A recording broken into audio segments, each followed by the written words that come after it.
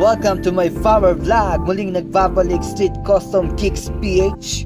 Ito pala yung pantalon na pinakostum ng mananabas na si Imuko na ginamit sa concert sa Iloilo nitong January 21, 2024. Kasama ang mga sikat na rap artist dito sa Pilipinas. Hey, napakaangas baby girl. At itong sapatos na pinakustomize dito sa SCK, naka-detail na rin yan para paglapag sa entablado, solido. Kaya sa mga magpapagawa, PM lang kayo dito sa aming page.